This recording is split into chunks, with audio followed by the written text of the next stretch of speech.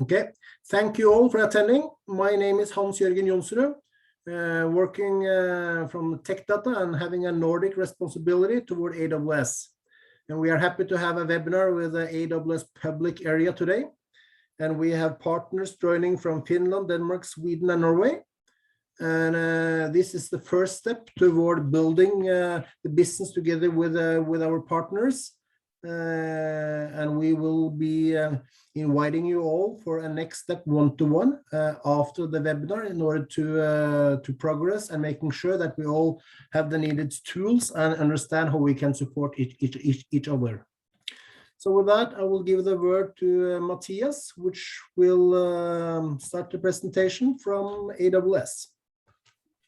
Yes, let me share my screen to start with. So hopefully you are seeing my screen in presentation mode now. Not yet.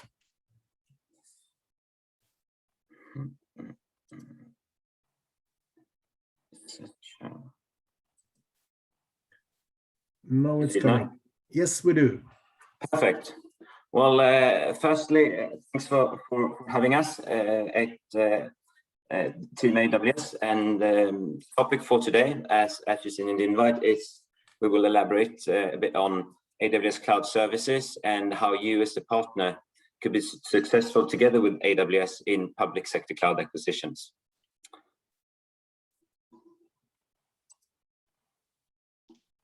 A moment. And we will very soon go into some quick introductions of who we are and what we do at AWS. But first, just do a quick check-in with the agenda. So we will start with some introduction and expectations. I will then talk about AWS Cloud in general and why organizations choose to work with AWS. We will then have our partner manager experts talking about how you will become an AWS partner and how that will support you in being successful. We will then explore the public sector cloud acquisition process and what type of bid resources you may expect from AWS supporting you in your future bids. And then we'll do a quick summary and next steps. So that's today's agenda. Right. So what we want to, so the goal for today's webinar is really to explore how you as a partner would be able to bid effectively with AWS Cloud Services and actually understand the whole process. You would get the benefits of being part of the AWS Partner Network, and also I will talk a bit about common cloud procurement challenges and lessons learned. So, who am I? My name is Matthias Lindsmy, and I work as a business development manager, capture manager in AWS Public Sector Nordics and Baltics, and I'm based out of Stockholm. Thomas? Yeah, sure. Hello, everyone. Yeah, so my name is Thomas Stenvald. I'm working out of our Danish office in Carlsberg City in Copenhagen. I've been at AWS for 3 years now, working in our partner organization as Partner Development Manager, PDM, focusing and supporting our partners in their public sector business. I'll be talking about APN in a few minutes from now. Hi, everyone. My name's Sabrina Ibrahim. I've been part of AWS now for about 6 months, specifically on the public sector EMEA team as a partner acceleration specialist. So I focus in the onboarding of registered partners with a focus to help them progress through our APN. And along with Thomas today, I'll be speaking a little bit more about APN and key differentiation programs for you. Thank you, Thomas. Thank you, Sabrina. Well, then let's get started. I think in order to sort of set the scene, I always try to start this webinar defining cloud computing. And I'm sure some of you are really familiar with cloud computing, and some of you may not have that much experience with it. But it's really about on-demand delivery of IT resources through a cloud service platform via the internet with pay-as-you-go pricing. So this is really about customers can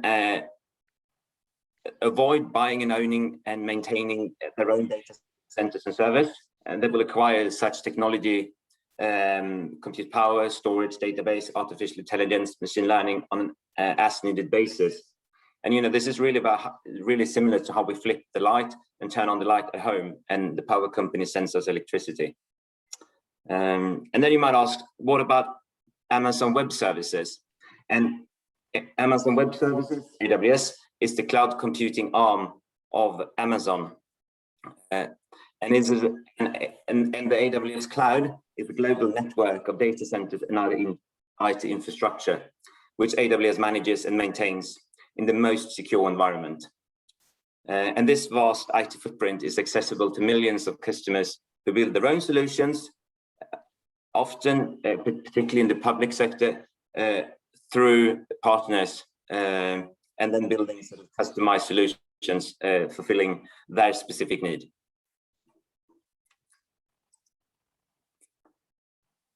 So what is actually the AWS cloud infrastructure? And firstly, I'd like to spend just a minute of exploring the engine that's actually powering the AWS cloud. And AWS has the largest global cloud infrastructure footprint, and it is actually constantly increasing at a significant rate. And the infrastructure, or the engine, so to speak, is built around something we call regions and availability zones. And the region is a physical location somewhere in the world where we have multiple availability zones. And then availability zones are one or several data centers. And the setup for this is to ensure that we have high fault tolerance and stability for all the services that has been run on this infrastructure. And we do have regions across the world, and you can see maybe the blue dots are regions, and the orange dots are regions that we have recently communicated we are currently building. And we do have a region it's called Region Stockholm, and and the availability zones are in Katrineholm, Västerås, and Eskilstuna, and they're publicly available. And when it comes to cloud services, often in our discussions with customers, we initiate the discussion around comparing traditional infrastructure versus AWS cloud. And with the traditional model, you really undergo long-term planning to determine what you need. You have to pay for most of the traditional infrastructure upfront. You don't build based on demand, and you have significant long-term contracts. And in the end, you just hope that you plan correctly for the future, that your infrastructure can withstand your future demand. And then let's not forget the magnitude of internal administration and maintenance required to maintain the status quo of the traditional infrastructure. Whereas with the AWS cloud, the key benefits, one of the key benefits is the opportunity that the customers can replace the upfront capital infrastructure expenses with low variable costs that scales with the customer business. Hence, capacity can grow and shrink instantly, and the customer only pay for what they use. What are the key benefits with cloud computing? So in general, there are 6 main benefits as we discussed. And one of them, trade capital expense with variable expense, as we just discussed in the previous slide. And then benefit from massive economies of scale. And since we have usage of millions of customers being aggregated in the cloud, we as a cloud service provider can achieve higher economies of scales since we have so many customers using our services, which translates into lower pay-as-you-go prices to our customers. And then we can stop guessing capacity. So you really don't have to do this long-term planning and ahead and thinking how much capacity, how much services, how much compute power, how much storage do I actually need? Because with the cloud, you would, if it turns out that you need more at an instance, you can just add more power, more cloud services along the way, and you can also shrink if it turns out that your demand is going down. And this could be really initiated within a few minutes. And then, of course, you have increased speed and agility. And within a cloud computing environment, new IT resources, new cloud services is available only a click away. So in our management console, if you as a partner are on behalf of a customer managing their cloud infrastructure, cloud services, you can actually launch new services within an instant, and you can start doing some DevOps, and you can add those services to the production environment really quickly.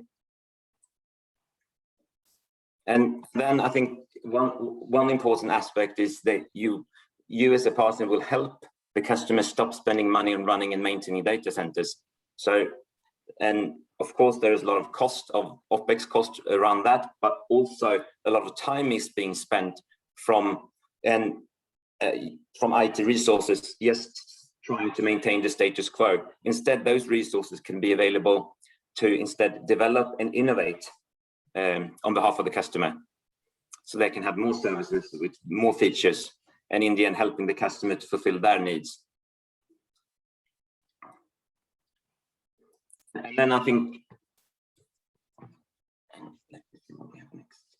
those are the main benefits of cloud computing. So what sets AWS apart? So we have a breadth of experience since our inauguration in 2006. We have more customers using our cloud than any other cloud service provider. We have also the widest and deepest breadth of services. We have over 200 services, and it could be anything from compute, ML, MI, storage, database, media services, you name it. And then we have the global footprint, which I described just a moment ago, and it is ever growing. And since you have the economies of scale with cloud, we have a very proactive pricing philosophy. And to date, we actually have initiated 107 price reductions, which will be transferred down, which has been transferred down to customers instantly. And last but not least, we have a partner community with over 100,000 partners, ISV system integrators, managed system integrators, and over 8,000 SaaS solutions, which is being built on the AWS technology on the AWS marketplace. And we're really, really proud with this community. And in the end, since our inauguration, AWS has been an innovator in defining cloud computing. And everything we've developed, almost 90% of our services is being developed based upon what our customers telling us. And the remainder 10% is actually us innovating on behalf of our customers. And to conclude, we've been named the leader by the Gartner Magic Quadrant as an IIS in the 11th consecutive year, and it's just as evidence of the customer feedback and why customers want to work with us. So why does cloud matter in public sector? So public sector customers have selected AWS since inauguration because we've proven ourselves committed to customer success. And with tens of thousands government agencies, AWS have already supported them in addressing a diverse set of use cases, from complex government systems, managed mission critical intelligence project, and projects around reducing cost, drive efficiencies, and increase innovation, and in the end, support end user citizens. And we are a strategic partner with many global public sector organization, both on the local, regional, or international level, and really want to make a difference for the society at large. And here we have a number of public sector customers that's already working using AWS in the Nordics. And of course, we would not have this amount of customers working in the public sector customers in Nordics without the partner community, because we have we're working really close with our partners, so we can together ensure and deliver solutions that the customers is requesting and needs. So I think that's my first part. Thomas, do you want to join in? Absolutely, just needed to turn on my camera. So how does partners fit in, or what is the role of partners actually at AWS? I think that's really important to clarify to begin with. Just like you said, Matthias, partners are definitely crucial for our success in the Nordics. More than 90% of the revenue in the Nordic public sector flows through public sector partners also. Governmental, education, non-profit customers, they face unique challenges to accomplish complex missions with limited resources, and that's really why our partners are important to us. AWS does not act as a SI or as MSP. We are deeply dependent on partners. Looking at the screen to the left, you can see the role of AWS, and being from Denmark, I tend to use the Lego reference. So we are in essence Lego bricks with more than 200 services today. We are deeply depending on partners, as mentioned, to build the tower for our customers. Some of the things that we see our partners adding are the things in the middle. So of course, reselling is often a part of it. It also tends to not make partners strategic at customer sites. So in order to really become strategic and unique, it's important to incorporate professional managed services. And this is really where we at AWS, the partner team, together with Tech Data, can help you guys as partners sitting down and help doing these packages, services in the market. We do also provide training, of course, support and marketplace offerings for our partners. And I think, Matthias, if you move on to next slide, right? So how does becoming an APN partner help your business? And just to clarify, APN is AWS Partner Network. It is a community of more than 100,000 partners, like you mentioned, Matthias, who offer AWS services or solutions to end customers. These are some of the things that we typically see that our partners gain from being an APN partner. It does give credibility to the end customers. It does also give you as a partner access to marketing material that you can utilize in your market approach in the Nordics. We will also assign you a local partner development manager. It could be myself or one of my peers here in the Nordics. And it also gives you access to a broad variety of partner benefits, such as funding, POCs, AWS free tier, which is a service that gives you access to a lot of free uses on AWS. Looking at our partner ecosystem, we divide our partners into consultancy partners, just like most of you on the call, but we do also have technology or ISV partners as being part of the APN. Technology partners, that could be, for instance, looking at Denmark, Vivino, the wine scanning app that some of you might know. It could be Luna or Pleo. In Norway, it's companies like Mule or It's Learning or Kahoot.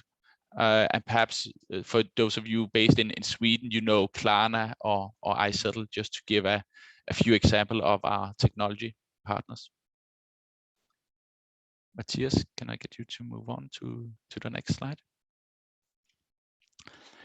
So we do insist on the highest standard at AWS. So we do also set the bar quite high in terms of progressing through the different partner tiers.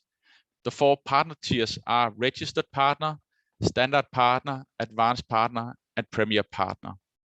Registered partner does not come with any obligations or requirements to you, but of course it does also come with the fewest benefits. The things that we evaluate on in terms of getting you to progress through the different partner tiers are looking at your AWS certifications. So how many Solution Architect Pro specialty certified do you have? How many business credit accreditations do you have? How much AWS revenue do you have? And how many customer references do you have? Again, this is definitely an area where both Tech Data and AWS are more than happy to assist you in finding the best approach and what makes sense to you going forward. Matthias, I think I got one more slide at least to be a bit more specific on some of these partner funding benefits. Looking into a few in the building phase is of course training and certification. As APN partner, you do get 65% discount on certification training, for instance. Also, we do also have local, currently virtual training in all the different Nordic countries. Hopefully we'll be able to do them in person again relatively soon. What also tend to be of huge benefit to our partners is to really being able to play with our services and get a bit of experience with them. And for that matter, we do provide sandbox credits for you as a partner. When it comes to marketing your services, we do have access to MDF funding, typically on a 50%, so co-funded motion. That can both come in the shape of cash to do webinars, attend in-person events, telemarketing, social media campaigns, etc., etc. And when it comes to collaborating closer on existing and new customers, we do have access to POC funding together with our solution architects. That can again come both in the shape of credits or cash that can also be utilized towards your consultants spending hours on executing these POCs with the customers.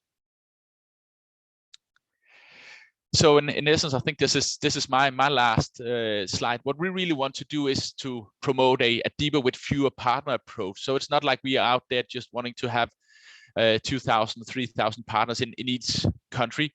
We really want partners that we can work operationally, tactically, strategically, really close to. And we do feel that it's really important for you guys to really stand out, really find out, so what do you in essence want to be famous for? And I know we tend to just wanting to do it all and say we can do it all. Our experience tells us that the crisper that you are at your messaging, the easier it is for us to promote you, and the easier it is for your customers to have you top of mind as well. Again, Tech Data, AWS is definitely here to help you be super crisp on this tagline, what you want to be famous for. I think with that, I'll pass it on to you, Sabrina. Yes, thank you, Thomas. So hi, everyone. I'm going to talk about how you can differentiate your business with our APN, specifically to talk about key partner programs that can benefit your organization. So if you just move to the next slide. A key program that I'd like to kick off and highlight to you all is the AWS Public Sector Partner Program. Now, this program has been designed to identify, recognize, and differentiate qualified partners that serve public sector. As partners progress through our APN, so the AWS Partner Network, and they obtain select tier or begin to move through the steps in the ISV partner path, this will be one of the many different programs that your organization will have application access to. So if we just talk about the benefits and why you should join the AWS Public Sector Partner Program. So next slide, please, Matthias. First off, your organization will have a distinction in the Partner Solutions Finder. Now, this will give your organization better visibility to customers in the AWS Partner Solutions Finder, and you'll also have priority ranking And this will allow you to be searchable by other partners and customers. You will get access and be able to use the authorized public sector partner APM badge, and this can showcase your designation on your marketing assets, your websites, etc. You'll also be able to connect with our AWS public sector sales team. So be able to build connections with the AWS partner development team, for example, or the internal accounts team. And this can really help your organization expand your public sector expertise. Be able to become eligible for marketing engagements and leverage self-service marketing campaigns, guest blogs, and customer case studies. As part of this program, you also gain support from the public sector bid and proposal team. And you also gain eligibility for funding benefits specific to AWS public sector. And this is designed to help your organization build a successful AWS-based business and reach new customers and meet your unique business needs with marketing development funds, for example, partner opportunity acceleration funds, APN innovation sandbox credits, and training discounts. Lastly, you get access to additional programs that will continue to help develop your practice in public sector, like government and education competencies. So next slide, here we talk about the requirements to join the AWS Public Sector Partner Program. So as a consulting partner, technology partner, it's essentially obtaining the select tier, or as an ISV partner, completing the ISV partner path. In addition to that, your organization will also need to provide 2 public sector references, and they don't actually have to be AWS specific references. It's great if they are, but they don't have to be. Just references where you have provided support into a public sector customer for a workload, a solution, etc. Provided that you've done that, you can officially be enrolled onto the program and then utilize all the benefits that I mentioned on the previous slide. Next slide, please. So here I want to talk to you guys about the ACE program, which is the APN Customer Engagement Program. And it's designed to provide tools, sales, and technical support and access to competitive resources to ensure that our APN partners are supported in driving successful engagement with AWS customers. This program really does support partners when driving opportunities to AWS, as well as providing APN partner benefits through lead and opportunity referrals resulting from AWS activities. So for partners, participation in ACE really does ensure that they are receiving sales alignment on opportunities, that they have access to internal resources within AWS to support their customers, access to funding resources, technical validations, or to actually even assist in competitive solutions. And it provides our partners with a platform as well to manage their pipeline of opportunities and leads in order to better enable engagements with both sales and their partner teams. All registered partners are able to use ACE and submit opportunities to seek AWS sales support. Once an opportunity is validated, you can collaborate with AWS sales. AWS partners who progress through our APN tiers and participate in various APN programs and meet ACE program criteria can then become eligible for AWS referred opportunities and leads to help you co-sell. So why ACE program? So along with the benefits I just mentioned, you also get to engage with the AWS sales team. For every AWS validated opportunity, you'll receive an introduction to AWS sales to be able to engage on that customer opportunity. You also get to evangelize your customer successes, so you can manage your opportunity pipeline and share customer successes to provide visibility and build trust with the AWS sales team as well. You'll be able to receive technical support and gain access to tools and resources for your validated opportunities, including AWS Compete or Cloud Economics resources. And you can accelerate through the AWS partner journey. So opportunities that are submitted through the ACE Pipeline Manager and successfully launched are also accounted towards specific AWS partner program requirements, enabling you to grow as an AWS partner as well. So how can you differentiate your business with our APN? Every partner journey is different, and in each stage, you'll see different programs that have been designed to help you develop in that specific stage and to continue progressing based on your specific journey. Through your expertise, you'll be able to unlock even more APN programs and benefits. And here you can see a long list of the APN programs and benefits. And these are designed again to help you grow your business. APN partners who qualify for and join these programs receive extra support and many additional benefits such as increased visibility through our internal sales team, our partner organization, the AWS website, increased eligibility for funding, more direct promotions to the AWS field organization, and additional go-to-market opportunities as well. That's it from me. I will pass it over back to you, Matthias. Many thanks, Sabrina. Many thanks, Thomas. So now that you know a little bit more about AWS Cloud Services and what that is, and what the benefits of cloud services, and then how to register and how to grow your business as an APN partner, I'd like to spend some time to sort of dive deeper into the public sector cloud acquisition process, because as we touched upon at the start of the webinar, where we compared traditional infrastructure versus AWS cloud, since the essentials around AWS cloud services or cloud services in general is very different to traditional IT infrastructure, hardware, software. It also means that the way to procure cloud services is different.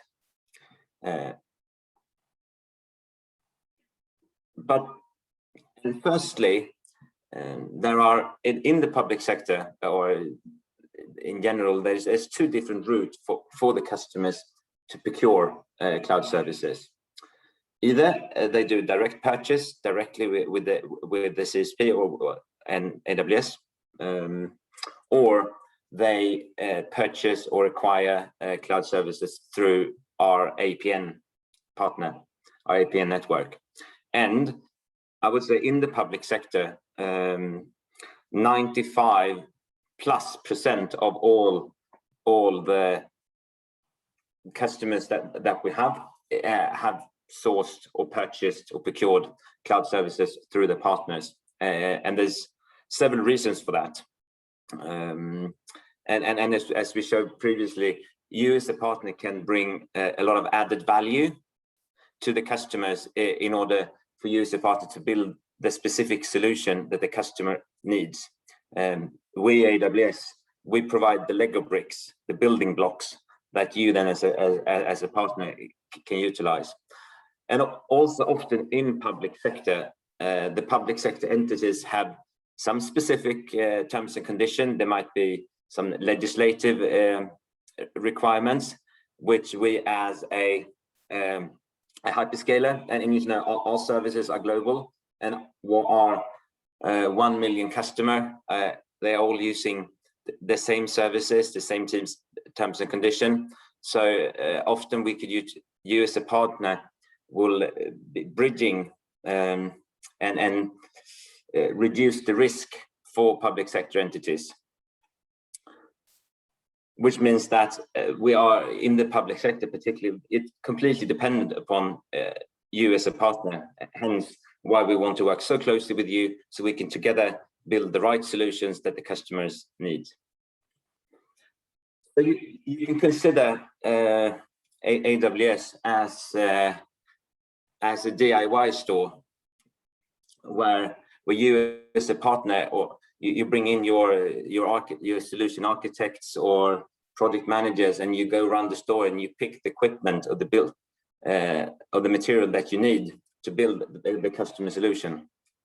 So in an essence, cloud services is a self-service, and then the end user or the customer has control to manage. You control how much you will use. And then our offering, as I mentioned, they are global and standardized. On top of that, cloud technology evolves rapidly, and we actually launch new or improved services on a weekly basis, which means that we always want to make sure that our public sector customers can access these services on a continuous basis. And then, of course, we have this breadth and depth of offerings. With this, we have to rethink cloud procurement. We've seen in many occasions that our customers are tempted to reuse existing old legacy IT procurement requirement tenders, evaluation criteria. And if they do so, that will limit their availability to procure cloud, which means that we, AWS, together with our partners, we need to be involved early into the sales cycle to influence and educate our customers how to procure cloud, and making sure that when they are launching a tender, the tender is as cloud friendly as possible, because that would benefit both the customer and you as a partner. And on top of that, as I mentioned in the previous slide, the cloud is dynamic.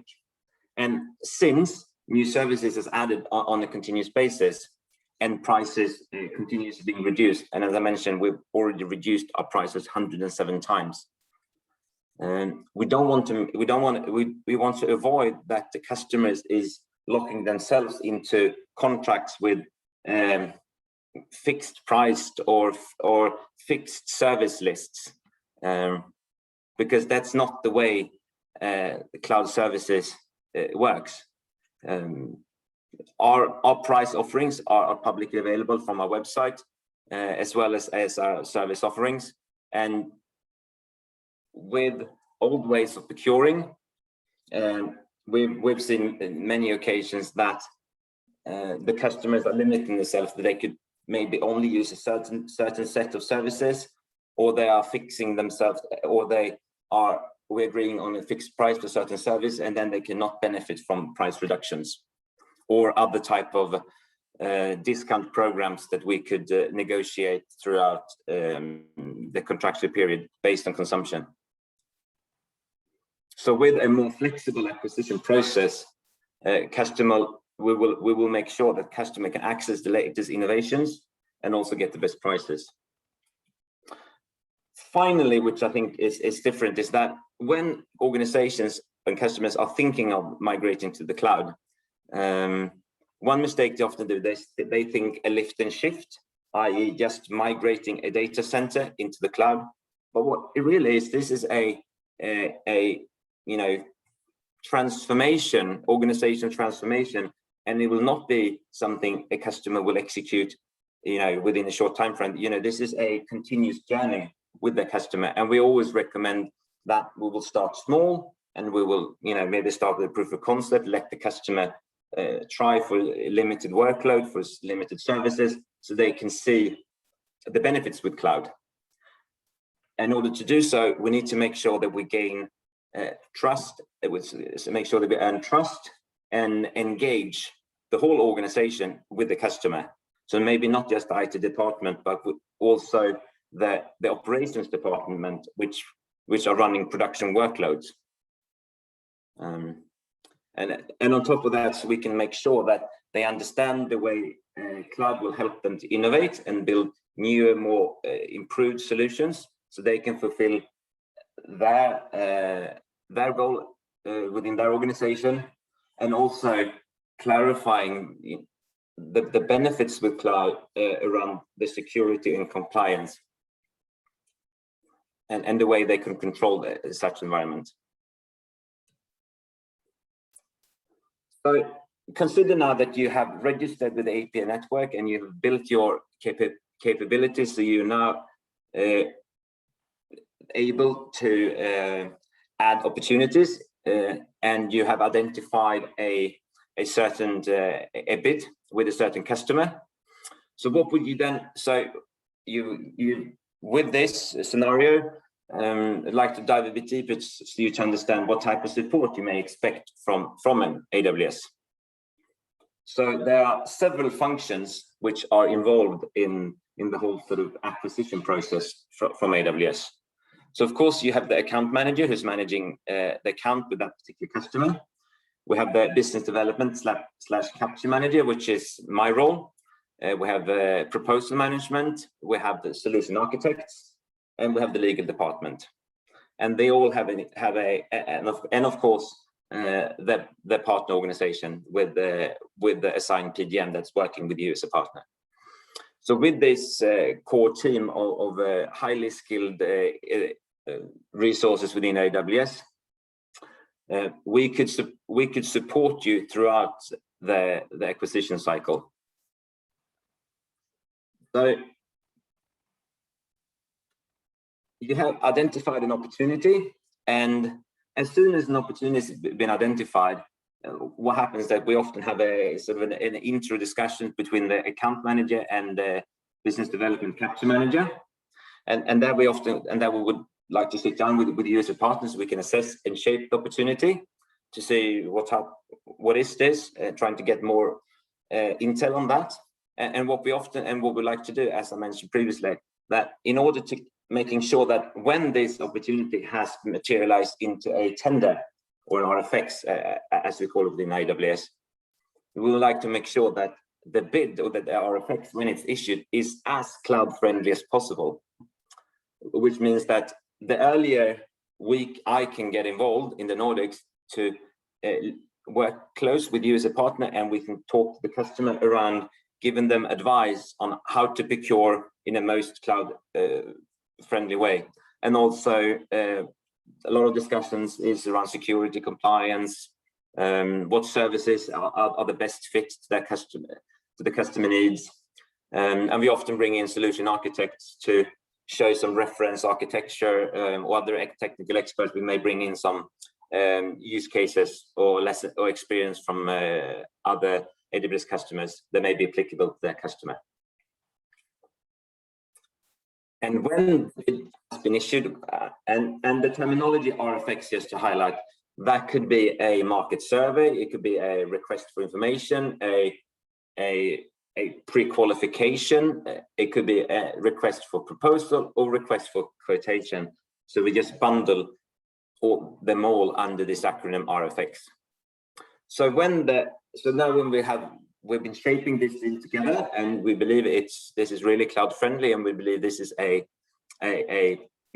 strong potential, strong opportunity, then we can support you through our proposal management and support you with the needs that you have, because I think it's an important aspect to consider that we act as a technology supplier, so we do not bid on your behalf. You have the sole responsibility to submit the bid to the customer, but we will of course support you with the information that the customer is requesting. And we do have a website for our partners where you can go in and you can pull out and you can search for standard RFX answers, so which is sort of supporting you to acquire as much standardized responses as possible. Yeah, but then often we do also create partner packages, which we have several standard but also localized, which will be a part of, which will be sort of content which you will then use when you're building your bid. And the partner and the proposal manager will sort of act as the AWS project manager internally, and liaising both with the account manager and the PDM in discussions with you. And on top of that, we will also support you potentially with discount programs or price offerings in order to making sure that your bid is as favorable as possible, so you can increase your win probability.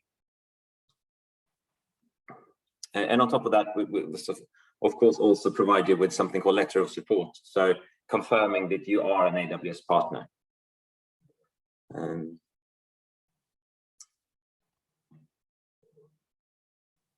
So, but before we move into exploring bids and being active in sales cycles, what I really recommend is that all our partners which are involved in future bids attends our cloud acquisition e-learning training. This of course is free of charge, and it will give you a really profound understanding of cloud acquisitions. So you have the link here in the slide, and then we will of course supply you with send that material through to you through Hans-Jørgen after the webinar. It's a 40-minute e-learning, and we recommend all our partners and actually procurement responsibles with our customers to attend this training. It's really is understandable. It gives you really profound understanding. Other good resources are our public sector blog posts on our website, and there's a brand new blog post around the 7 steps to cloud procurement readiness for government, and there's some really good suggestions and lessons learned there. On top of that, we have a white paper which I often recommend called 10 procurement considerations.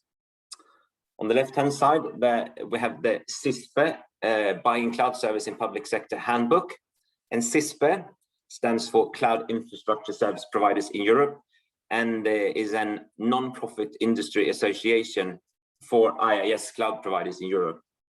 And the purpose with the aim with this association is to advocate for an EU-wide cloud-first public procurement policy and engage for European digital single markets, including the promotion of high-level security and data protection rule standards, as well as avoiding vendor lock-ins. And I also recommend that both bid managers with our partners read this CISPE handbook, and also I recommend that all our potential customers that want to start their cloud journey familiarize themselves with this handbook. It's very good sort of knowledge and information that would help the customers building their tender documents, and it will provide us with a lot of good information that we can share and support our customers with. So I think that was actually it for me around the cloud procurement. So I was wondering whether you, Hans-Jørgen, want to join us in the discussions? Yes, maybe you should say something about where they are registering the ACE opportunities and start that process. Maybe Sabrina, you can take that question. You are muted. Yep. Yes, sorry, could you repeat the question? Maybe you could show where they start the process toward registering an ACE opportunity, which would be the first step after they have signed up for the public program. Yes, so to register ACE opportunity, I can just, if you'd like, I could share my screen or I could just talk through it. But to register ACE opportunity would need to be done through APN Partner Central. So when partners register, straight away you will get access to a tool called APN Partner Central, which is essentially like a partner portal. It will be your one-stop shop for everything you need for being a partner. And in the partner portal, there will be an area which is My Customers, and where you can submit opportunities. There is also a FAQ and a guide that we can share with you after this call that shows you a step-by-step process of how you submit opportunities through the ACE tool. Thank you. I think that will be valuable. I will send you the recording later today, and also with a PowerPoint which they used, and also with some contact informations toward Sabrina, Matthias, and Thomas, and also toward our Nordic BDMs at TechData.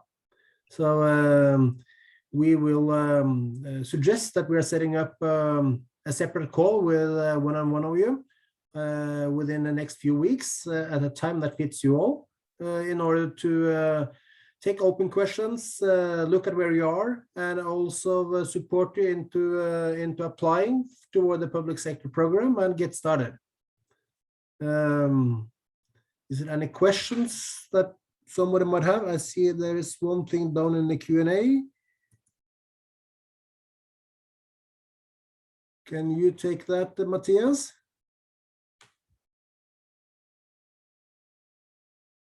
See a question from Thomas.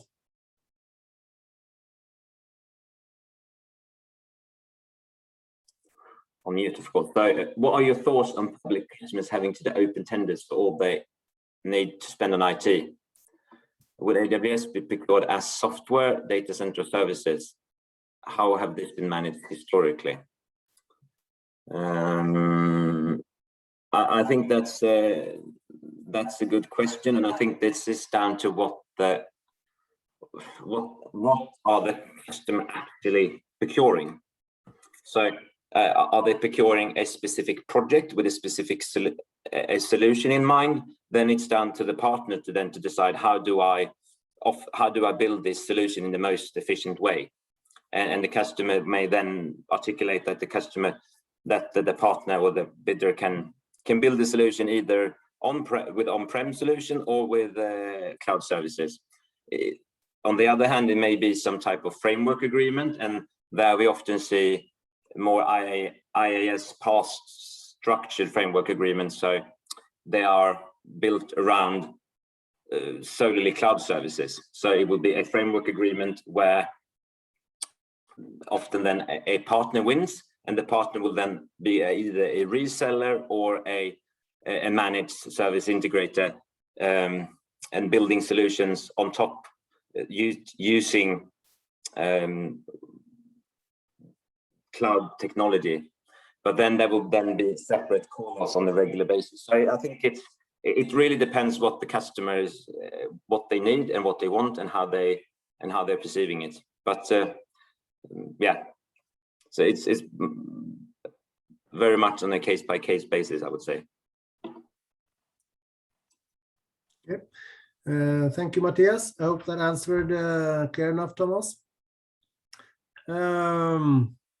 You have also got some invitations within the last weeks toward Tech Data Academy and some training sessions we have toward both development on AWS and architecting on AWS, which are very nicely priced, which about 1/4 of the normal price you would see on the AWS site. So through Tech Data, we are offering a lot of trainings to be Select and Select Plus, and also to gain the right knowledge. And we are open-minded towards setting up courses on special areas, which you see on AWS through our Tech Data Academy at any time. And we will do our best in order to price it as nice as possible through funding, which Tech Data is setting up, and also which we are getting from AWS toward driving the business, which we talked about, which you also have as a partner with the MDFs and proof of concept, the credits and cash, which you can get when starting a process. So it all starts with being a Select partner, which most of you are. And if you are not a Select partner as of today, you will have 12 months to fulfill that section, but you could start up within the public area right away from tomorrow after you have applied for the program and send in those 2 reference cases toward the public area, and you will be accepted. So I think we are able to start up very soon with all of you. It's a great opportunity. It's an area where AWS has lots of business, and where actually the business are ready and available. And AWS, as they have been in the market since 2006 with those solutions, it's lots of solutions which the public area can take into effect. So we will get back to you with the recording and some information, and we will get in contact with you in order to suggest a time for a second meeting with one of you, and let's take it from there. So with that, I will stop the recording. Um,